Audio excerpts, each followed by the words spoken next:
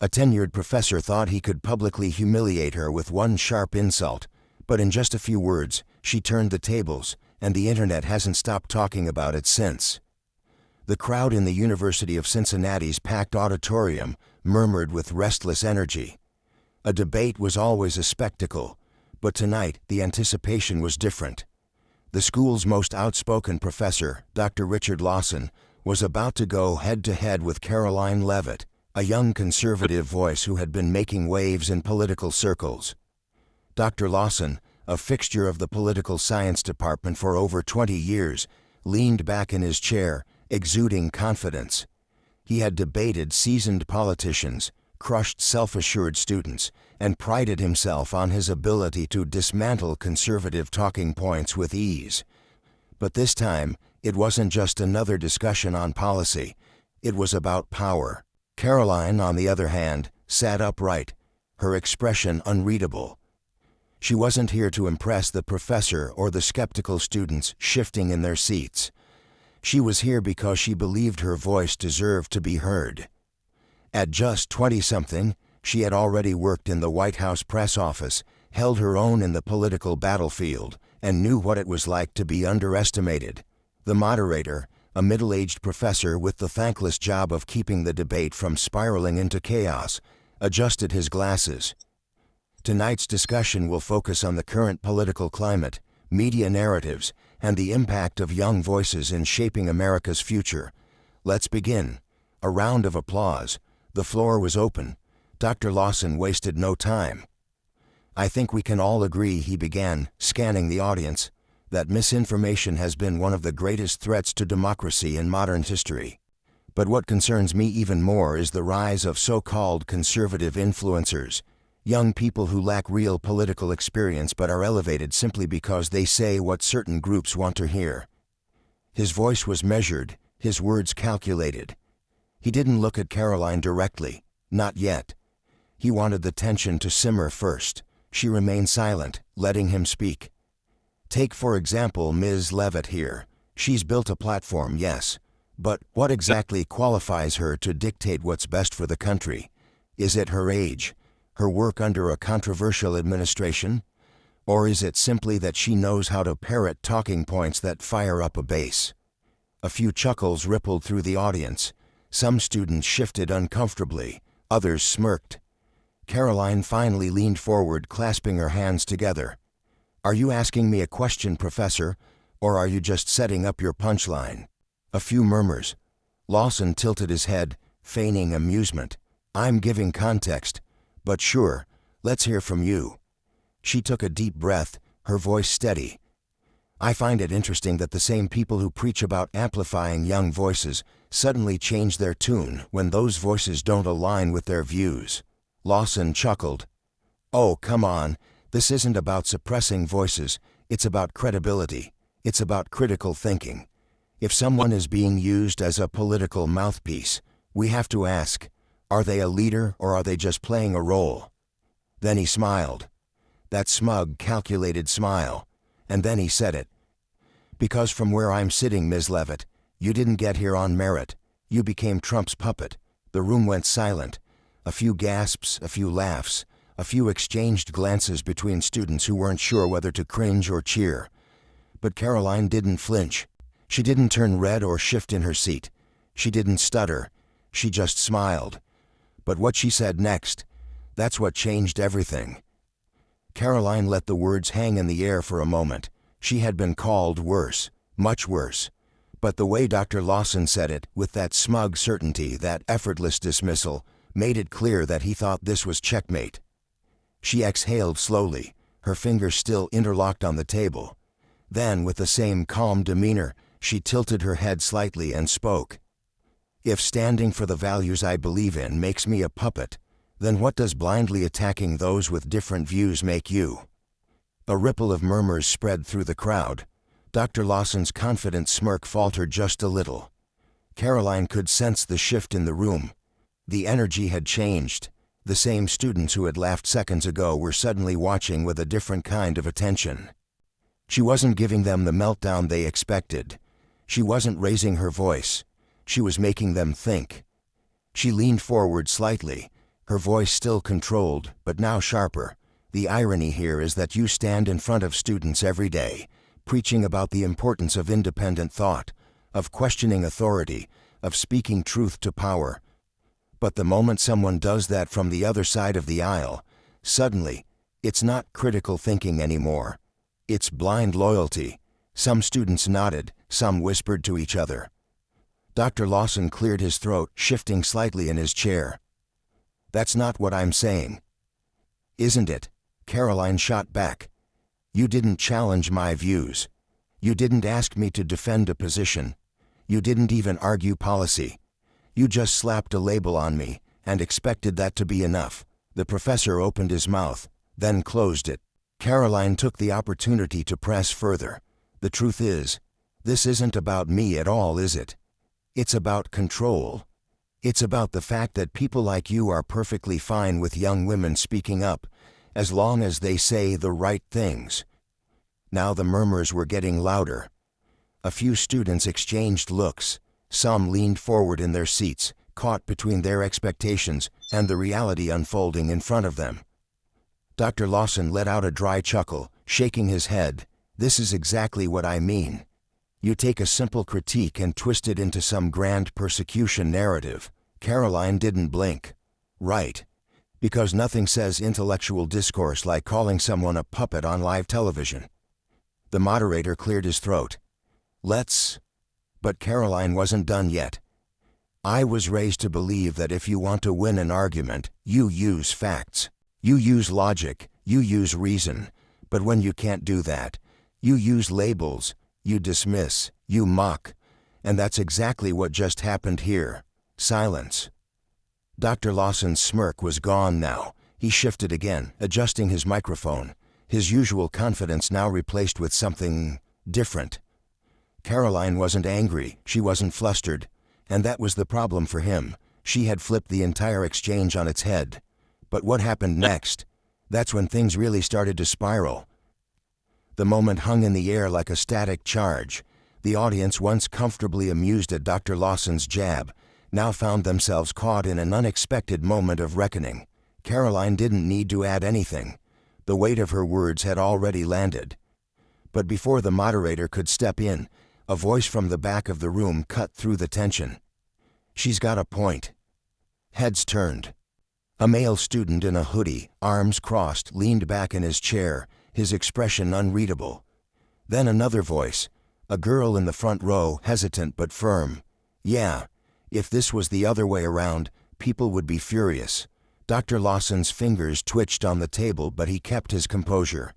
He was used to debates, used to handling students who thought they could challenge him. But this was different. Karoline had done something most people in his position never expected. She didn't crumble. The moderator tried to smooth things over. "All right, let's keep this respectful." But the momentum had shifted. A student near the aisle raised a hand. "Professor, you always tell us to challenge ideas, right? But you didn't challenge hers. You just dismissed her." Dr. Lawson chuckled, though there was no humor behind it. "Look, let's not pretend this is some grand conspiracy. I made an observation. If she disagrees, fine. But let's not turn this into some moment of political martyrdom." Karoline raised an eyebrow. "You call it an observation. I call it an excuse to avoid having an actual discussion." A low "oof" echoed from somewhere in the audience. Lawson let out a sharp exhale, his patience thinning. "Ms. Leavitt, you are free to say whatever you like. No one is silencing you. But when you step into the public arena, you should expect pushback." She smiled. "Pushback is one thing. Insults are another." He waved a hand dismissively. "Oh, come on. If that's the worst thing you've been called, you're doing just fine." But before Karoline could respond, another student, one who had been recording on their phone, spoke up. "Yeah, except if a conservative professor called a liberal student a puppet for Biden, this place would be on fire right now." Murmurs turned into full-blown side conversations. Some students looked at each other as if realizing in real time that the double standard was glaring. Dr. Lawson clenched his jaw. He knew he was losing control of the room. This wasn't how things were supposed to go. The moderator stepped in, sensing the debate had veered into dangerous territory. Let's take a brief pause before moving on to the next topic. But it was too late. The debate might have continued that night, but the real story had already begun, and it wasn't going to stay in that auditorium for long, because by the next morning, the clip was everywhere. By sunrise, the internet had already picked its sides. The 3-minute clip, the moment Dr. Lawson smugly called Karoline a puppet, and her razor-sharp response that followed, was everywhere. Twitter, Instagram, TikTok. Someone had even uploaded it to YouTube with the title, "Liberal Professor Tries to Humiliate Karoline Leavitt. It Backfires Spectacularly." Within hours it had racked up hundreds of thousands of views. Conservative commentators seized on it immediately. They called it another example of academia's thinly veiled hostility toward anyone who dared to challenge the dominant narrative. They praised Karoline for her composure, her ability to keep cool under pressure, for refusing to let someone with more authority reduce her to a caricature. But the reaction wasn't just coming from the right. Students, some of whom weren't even conservative, began sharing their own experiences. Stories of professors who shut down uncomfortable discussions, who mocked dissenting views instead of debating them, who claimed to champion free speech, but only if the right people were speaking. A viral moment had turned into something much bigger. And Dr. Lawson? He wasn't handling it well. He saw the clip that morning in his office. Someone had sent it to him with a caption that simply read, "Yikes." At first he scoffed. He had been in the public eye before. He knew how these cycles worked. People moved on. The internet found a new outrage. This would pass. But then, the email started. Not from strangers, from faculty members, from colleagues who weren't outright condemning him, but who were now keeping their distance. The administration sent a polite but firm message about avoiding inflammatory remarks in academic settings. And then there were the students. Dr. Lawson had always been a respected figure, even among those who disagreed with him. But now, some were looking at him differently. Some who used to greet him in the halls now avoided eye contact. Others, students he thought of as allies, weren't so eager to defend him. And Karoline? She hadn't said a word since the debate. She didn't need to, because the clip spoke for itself. And the longer it spread, the more it became clear. This wasn't just about one debate, it was about something much bigger. But the real storm was still coming. Dr. Lawson had always thought of himself as untouchable, a respected academic, a seasoned debater, someone whose authority in the classroom and on campus had never been questioned. But now he was the subject of headlines. Not just conservative media, but mainstream outlets had started picking up the story. University professor under fire for calling conservative speaker Trump's puppet. Debate clip sparks national conversation on bias in academia. Did this professor cross the line? Students speak out. It wasn't just a bad day at work anymore. It was a PR disaster. Emails flooded his inbox, some supportive, some scathing. The university administration had called him in for a discussion about professionalism in public forums. Even faculty members who usually shared his views weren't eager to defend him. But the worst part? His students. Some of them were openly challenging him now, questioning the way he handled opposing viewpoints in class. Others stopped speaking up altogether, afraid that disagreeing with him might get them labeled, dismissed, or worse, mocked. For the first time in his career, Dr. Lawson felt something he wasn't used to: doubt. Meanwhile, Karoline wasn't just watching the fallout, she was navigating her own. Though she had gained overwhelming support, there was backlash from the usual places. Anonymous threats, DMs telling her to stay in her lane. Some tried to paint her as a provocateur, accusing her of staging the moment for political clout. But she didn't have to defend herself, because the facts were on her side. She hadn't come to the debate to start a fight. She hadn't thrown the first insult. She had simply refused to be belittled. And for that, the world had taken notice. And the more people watched that clip, the more they saw what had really happened. Dr. Lawson didn't lose because he debated poorly. He lost because he never debated at all. But what happened next would change everything, for both of them. By the following evening, Dr. Lawson was trending on Twitter, not just in academic circles. His name had reached mainstream news. The university had been trying to ride it out, hoping the internet would move on, but the petition had changed the stakes. It wasn't just a viral clip anymore. It had turned into a conversation about free speech, academic bias, and the power dynamics between professors and students. And the pressure was mounting. Late that night, Lawson sat alone in his office scrolling through the headlines.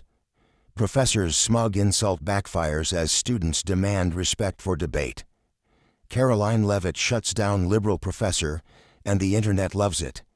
Is higher education failing its students? A controversial debate sparks national discussion. He felt a surge of frustration. This wasn't how it was supposed to go. For years he had dominated these discussions. He knew how to control a room, how to put students in their place without outright humiliating them. He had built a career on being the intellectual authority, the guy who always had the last word. But now he was the one being dissected, analyzed, judged. And Karoline? She hadn't even responded to the media requests. She hadn't needed to. The silence was more powerful than any statement she could have made. Meanwhile, back on campus, the energy had shifted. Karoline wasn't just the girl from the debate anymore. Students were starting to see her differently. Even some who disagreed with her politics respected how she had handled herself. And then came the email from the university's administration. Dr. Lawson's stomach tightened as he read the subject line. Upcoming meeting to discuss classroom conduct and faculty standards. He exhaled sharply. So this was how it started. But the final blow? That was still on its way. Dr. Lawson sat across from the university's academic review board, arms crossed, his expression tight. The meeting room was small, sterile, the kind of place where decisions were made behind closed doors. The dean of faculty, a sharp-eyed woman who had worked at the university longer than Lawson, folded her hands on the table. Professor Lawson, you've been a respected member of this institution for over 2 decades. That's not in question. Lawson nodded stiffly, waiting for the but. However, she continued, your conduct at the debate has created a problem that extends beyond you. There it was. One of the board members, a younger administrator, leaned forward. We're facing pressure from donors, students, and media outlets. The petition has gained more traction than we anticipated. This isn't just about you and Ms. Leavitt anymore. It's about the university's reputation. Lawson clenched his jaw. So what? You want me to apologize? The dean exhaled, exchanging a glance with the others before answering. We need you to make a statement clarifying your remarks. A public one. Lawson's lips pressed into a thin line. He had spent years shaping young minds, challenging ideas, pushing boundaries. And now, because of one moment, one viral clip, he was being told to kneel to the court of public opinion. Absolutely not. His voice was firm, defiant. I won't be part of this ridiculous overcorrection. I didn't do anything wrong.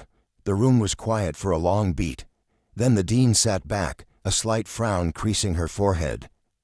Then I suggest you start updating your CV.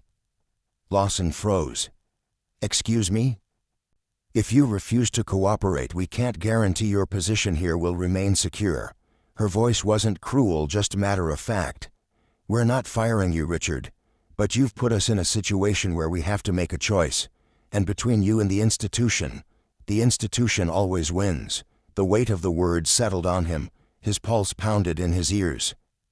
After everything, after years of loyalty, prestige, tenure, he was being pushed out.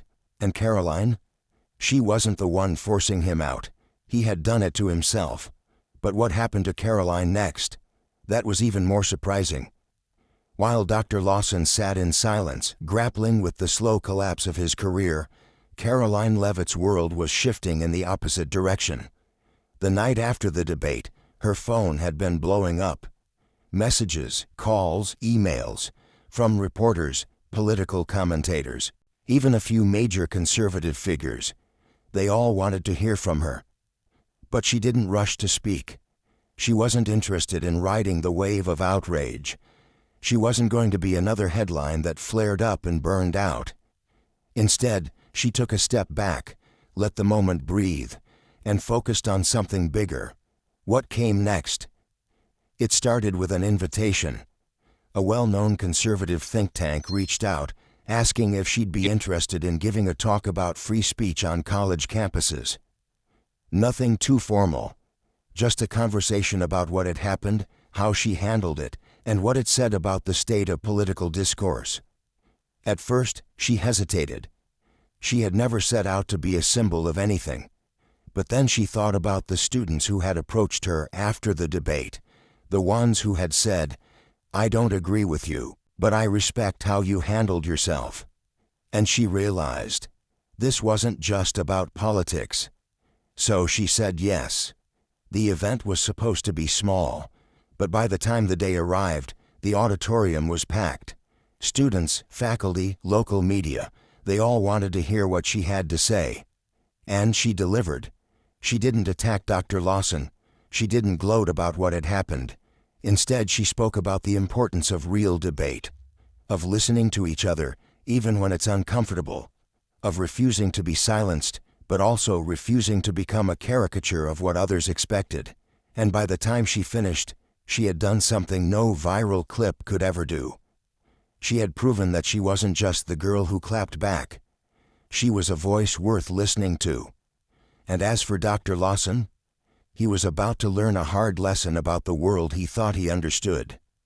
Dr. Richard Lawson stood in front of his packed lecture hall for what would likely be the last time. He had made his decision. No apology, no public statement, no bending the knee. The university hadn't fired him outright, but the message was clear. His time was up. His courses were quietly reassigned for the next semester.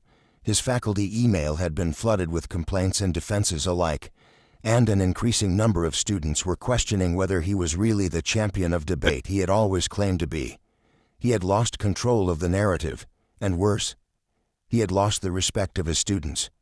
He could have salvaged his reputation. He could have turned this moment into something meaningful, admitted his mistake, shown that he was bigger than his own ego. But he wouldn't. Instead, he ended his final lecture with a bitter remark. "Enjoy your echo chambers. You've all made it clear that you don't want real discourse. You just want your side to win." Some students clapped, others shook their heads, and just like that, he walked out of the room. Karoline, meanwhile, was preparing for something much bigger. The debate had given her a platform, yes, but she refused to let it define her. Instead of becoming another culture war talking point, she started something new. She launched an initiative for students across the country, left, right, and independent, who wanted real, honest debate without fear of being shut down. A network of people willing to talk, listen, and challenge ideas without resorting to labels and insults. And it started working. Universities that once ignored conservative students now had to take them seriously. Students who feared backlash for their beliefs on both sides suddenly had a place to engage without being dismissed. She had done something Lawson never could. She had turned debate into action.